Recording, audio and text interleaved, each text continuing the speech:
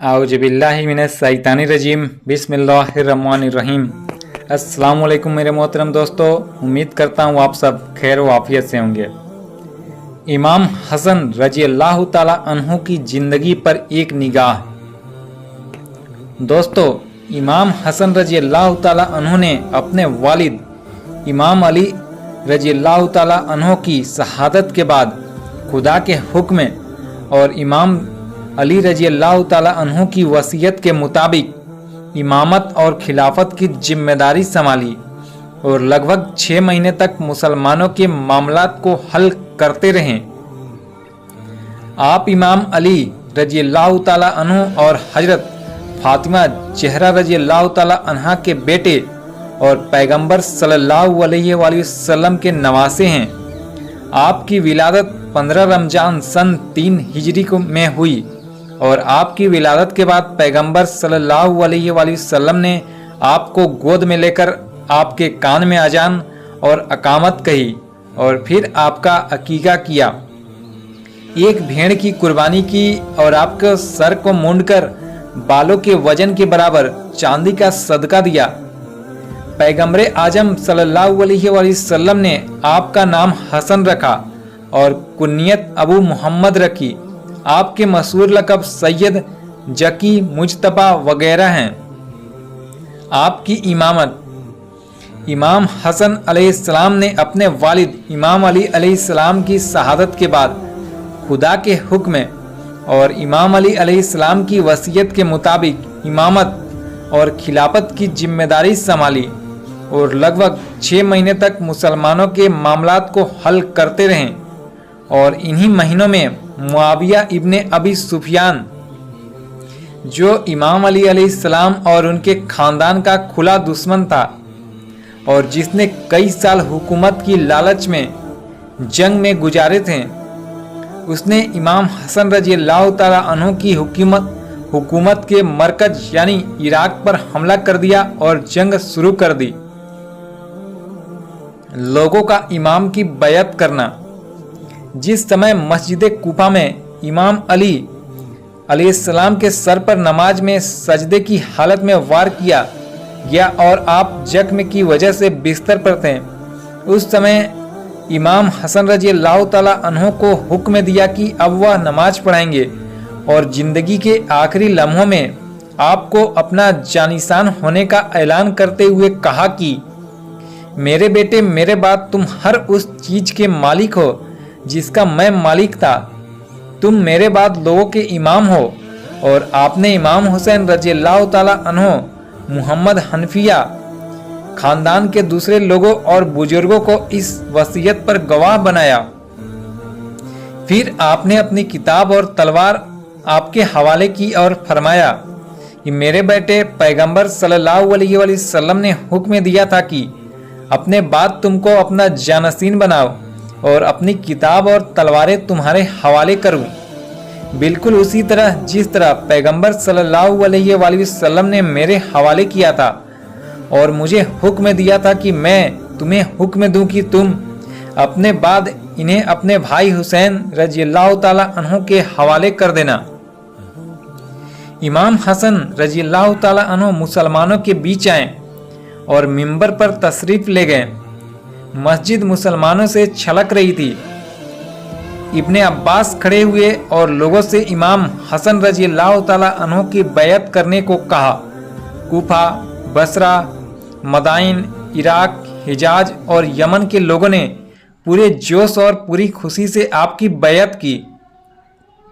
लेकिन मुआविया ने अपने उसी रवैये पर चलता रहा जो रवैया उसने इमाम अली रजी अल्लाह ताला अन्हु के लिए अपना रखा था।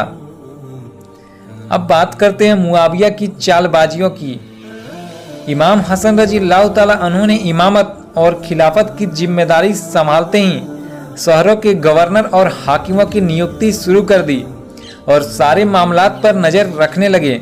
लेकिन अभी कुछ ही समय गुजरा था कि लोगों ने इमाम हसन रजी अल्लाह ताला अन्हु की हुकूमत का अंदाज और तरीका बिल्कुल उनके वालिद की तरह पाया कि जिस तरह इमाम अली रजी अल्लाह ताला अन्हु अदालत और हक की बात के अलावा किसी रिश्तेदारी या बड़े खानदान और बड़े बाप की औलाद होने की बिना पर नहीं, बल्कि इस्लामी कानून और अदालत को मद्देनजर रखते हुए फैसला करते थे।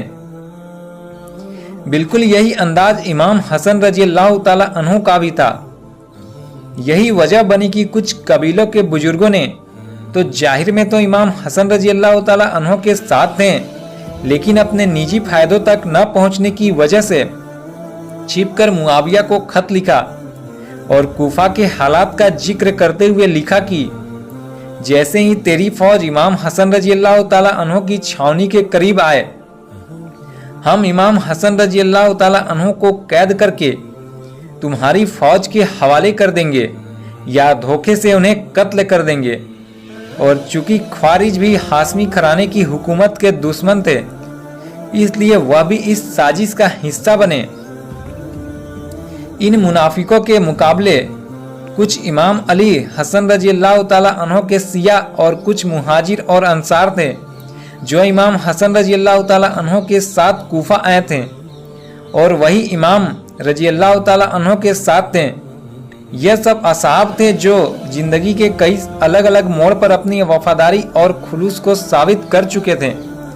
इमाम हसन रज़ियल्लाहु ताला अन्हु ने मुआविया की चालबाजी और साजिशों को देखा तो उसे कई खत लिखकर उसे इताअत करने और साजिशों से दूर रहने को कहा और मुसलमानों के खून बहाने से रोका।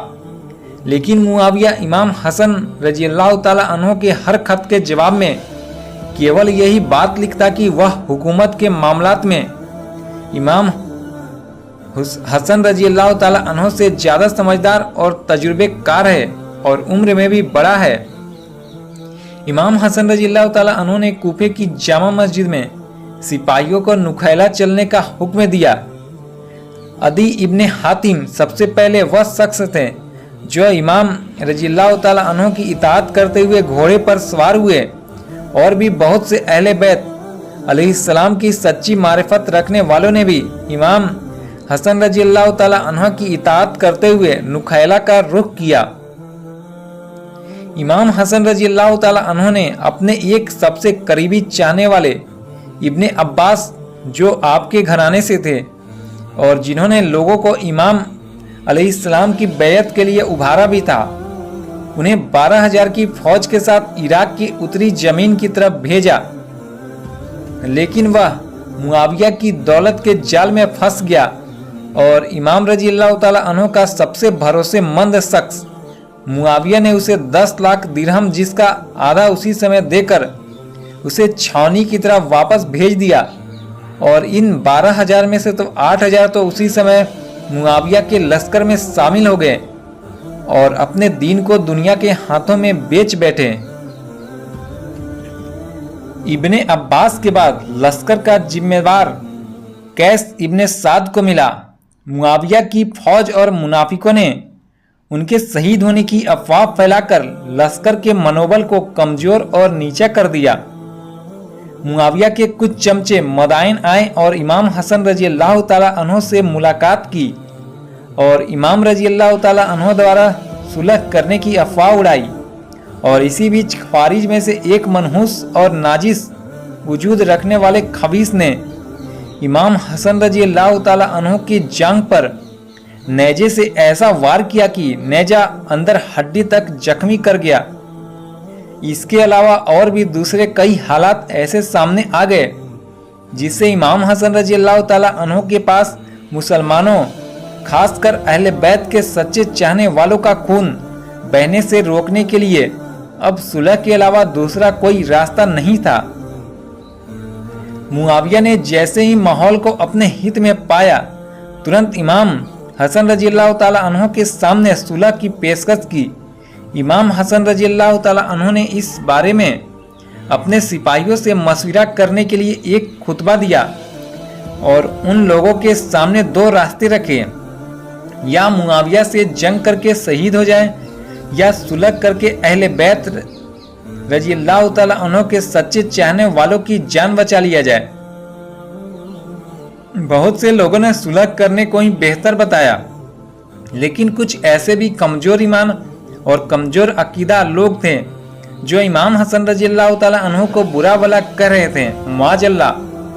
आखिरकार इमाम हसन रजी अल्लाह ताला अन्हु ने लोगों की सुलह करने वाली बात को कबूल कर लिया, लेकिन इमाम रजी अल्लाह ताला अन्हु ने सुलह इसलिए कबूल की ताकि मुआविया को सुलह की शर्तों का पाबंद बनाकर रखा जाए, क्योंकि इमाम हसन रजी अल्लाह ताला अन्हु जानते थे मुआविया जैसा इंसान ज़्यादा दिन सुलह की शर्तों पर अमल करने वाला नहीं है और वह बहुत जल्द ही सुलह की शर्तों को पैरों तले रौंद देगा, जिसके नतीजे में उसके नापाक इरादे और बेदीनी और वादा खिलाफी उन सभी लोगों के सामने आ जाएगी जो अभी तक मुआविया को दीनदार समझ रहे हैं। इमाम हसन रजी अल्लाह ताला अन्हु ने सुलह की पेशकश को कबूल करके मुआविया की सबसे बड़ी साजिश को नाकाम कर दिया, क्योंकि उसका मकसद था कि जंग करके इमाम हसन रजी अल्लाह ताला अन्हु और अहले बैत के चाहने वालों और इमाम के साथियों को कत्ल करके उनका खात्मा कर दे। इमाम हसन रजी अल्लाह ताला अन्हु ने सुलह करके मुआविया की एक बहुत बड़ी और अहम साजिश को बेनकाब करके नाकाम कर दिया। आइए अब हम बात करते हैं इमाम हसन रजी अल्लाह ताला अन्हु की शहादत।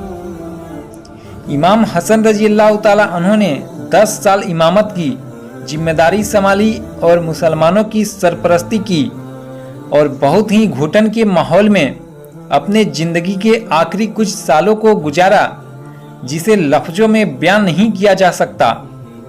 आखिरकार मुआविया की मक्कारी और बहकावे में आकर आपकी बीवी जोदा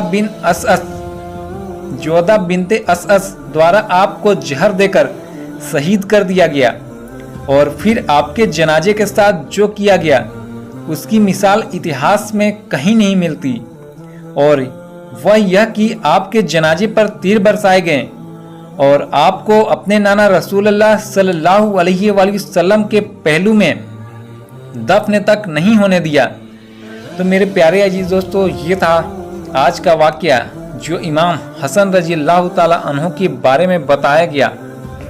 मेरे प्यारे अजीज दोस्तों, आप जानते हैं कि इमाम हसन रजी अल्लाह ताला अन्हु वह इंसान थे जिससे आज तक किसी जानदार को कभी कोई शिकायत नहीं हुई। तो आपसे गुजारिश है, एक बार हम सब इमाम हसन रजी अल्लाह ताला अन्हु के नाम पर कमेंट बॉक्स में एक बार या हसन ज़रूर लिखें, क्योंकि इमाम हुसैन तो हर कोई लिखता है पर इमाम हसन का नाम कम ही आता है। एक बार या हसनैन या हसन या हुसैन कमेंट में लिखना ना भूलें। मिलते हैं फिर कल इसके बाद कुछ और ऐसे ही वाक़ये के साथ। तब तक के लिए खुदा हाफिज।